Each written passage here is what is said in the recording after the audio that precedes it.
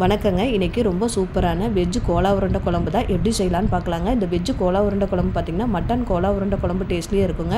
இந்த குழம்புக்கு முதல்ல ஒரு மசாலா பொடி ஒன்று ரெடி பண்ணிக்கலாம். அதுக்கு பார்த்திங்கன்னா ஒரு வானலியில் 3 ஸ்பூன் வரமல்லி, பட்டை, கிராம்பு, சீரகம், மிளகு, சோம்பு, 4 வரமிளகா சேர்த்துட்டு நல்லா வறுத்துக்கலாங்க. இதெல்லாம் நல்லா வறுபட்டதுக்கப்புறம் பார்த்திங்கன்னா ஒரு தட்டில் கொட்டி ஆற வச்சுக்கலாம். ஆறினதுக்கப்புறம் பார்த்திங்கன்னா மிக்சியில் போட்டு நல்லா பொடியாக அரைச்சி எடுத்துக்கலாங்க.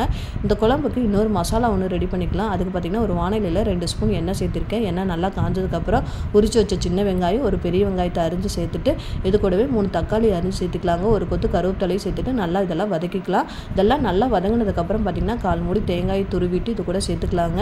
இது கூடவே ஒரு 10 முந்திரி பருப்பையும் சேர்த்துட்டு நல்லா வதக்கிக்கலாம். வதங்கினதுக்கப்புறம் பார்த்திங்கன்னா அடுப்பை ஆஃப் பண்ணிவிட்டு ஒரு தட்டில் கொட்டி ஆற வச்சுக்கலாங்க.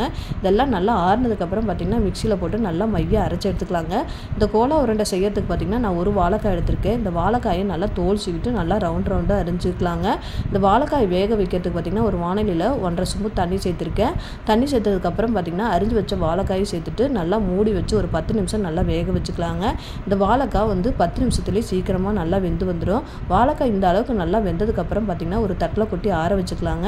இந்த வாழைக்காய் நல்லா ஆறினதுக்கப்புறம் பார்த்திங்கன்னா இந்த கோலா உருண்டை செய்யறதுக்கு இந்த வாழைக்காயில் 1 ஸ்பூன் பார்த்திங்கன்னா வரமிளகா தூள், 1.5 ஸ்பூன் பார்த்திங்கன்னா வரமல்லி தூள், 1/2 ஸ்பூன் பார்த்திங்கன்னா கரம் மசாலா தூள் சேர்த்துக்கலாங்க. இது கூடவே 1/4 ஸ்பூன் மஞ்சள் தூளையும் சேர்த்துக்கலாம். இது கூடவே அரிஞ்சு வச்ச பெரிய வெங்காயம், கருவேப்பிலை, கொத்தமல்லி தழை, பச்சை மிளகாய் சேர்த்துக்கலாம். ஒரு 1/2 கப்பு கடலை மாவையும் சேர்த்துட்டு நல்லா கலந்து விட்டுக்கோங்க.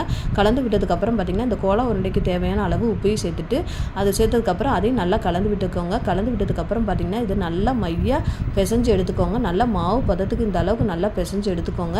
பிசைஞ்சு எடுத்ததுக்கப்புறம் பார்த்திங்கன்னா இதை சின்ன சின்ன உருண்டைகளாக உருட்டி எடுத்துக்கலாங்க. பாருங்கள், இந்த அளவுக்கு நல்லா உருண்டைகளாக நல்லா டைட்டாக ஊற்றி பிடிச்சிக்கணுங்க. இப்போ எல்லா உருண்டைகளையும் இந்த மாதிரி பிடிச்சி எடுத்து வச்சுக்கலாம். இப்போ ஒரு வானலியில் எண்ணெய் ஊற்றி எண்ணெய் நல்லா காஞ்சதுக்கப்புறம் உருட்டி வச்ச உருண்டைகளை இந்த எண்ணெயோடு சேர்த்துட்டு நல்லா பொரிச்சு எடுத்துக்கலாங்க.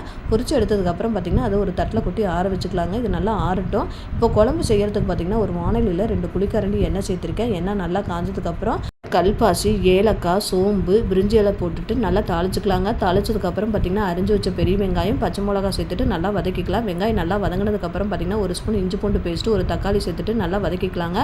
தக்காளி நல்லா வதங்கினதுக்கப்புறம் பார்த்திங்கன்னா 1/4 டம்ளர் தண்ணி சேர்த்துக்கலாம். தண்ணி சேர்த்ததுக்கப்புறம் அதையும் நல்லா கலந்து விட்டுக்கோங்க. கலந்து விட்டதுக்கப்புறம் பார்த்திங்கன்னா ஏற்கனவே நம்ம வறுத்து பொடி பண்ணி வச்சுருந்த பொடியை சேர்த்துட்டு நல்லா கலந்து விட்டுக்கலாம். இது கூடவே பார்த்திங்கன்னா 1/4 ஸ்பூன் மஞ்சள் தூளையும் சேர்த்துட்டு அதையும் நல்லா கலந்து விட்டுக்கோங்க. கலந்து விட்டதுக்கப்புறம் பார்த்திங்கன்னா ஏற்கனவே நம்ம வதக்கி ஆற வச்சுருந்த மசாலாவை நல்லா மைய அரைச்சி எடுத்தாச்சுங்க. எடுத்ததுக்கப்புறம் பார்த்திங்கன்னா இந்த மசாலாவை இந்த குழம்போடு சேர்த்துட்டு நல்லா கலந்து விட்டுக்கலாம். கலந்து விட்டதுக்கப்புறம் பார்த்திங்கன்னா இதுக்கு தேவையான அளவு தண்ணி சேர்த்துக்கலாங்க. தண்ணி சேர்த்ததுக்கப்புறம் பார்த்திங்கன்னா இதுக்கு தேவையான அளவு உப்பையும் சேர்த்துட்டு நல்லா கலந்து விட்டுக்கலாம். இந்த குழம்பு பார்த்திங்கன்னா நல்லா தண்ணி அடர்ந்தால் வைக்கணும். குழம்பு கெட்டியாக வச்சிடக்கூடாது. தண்ணியாட்ட வச்சாதான் இந்த உருண்டைகளை போடும்போது அந்த உருண்டைகள் இந்த தண்ணி எல்லாமே இழுத்துரும்.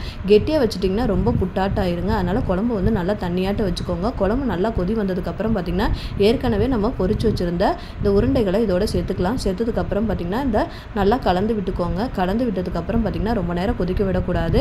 இப்போ மல்லித்தலை தூவிட்டு கொஞ்சமாக கஸ்தூரி மேத்தியை தூவிட்டு இறக்குனிங்கன்னா சூப்பரான வெஜ்ஜு கோலா உருண்டை குழம்பு ரெடிங்க. நீங்களும் இந்த கோலா உருண்டை குழம்பை ட்ரை பண்ணி பாருங்கள். இந்த வெஜ்ஜு கோலா உருண்டை குழம்பு பார்த்திங்கன்னா மட்டன் கோலா உருண்டை குழம்பு டேஸ்ட்லேயே இருக்குங்க.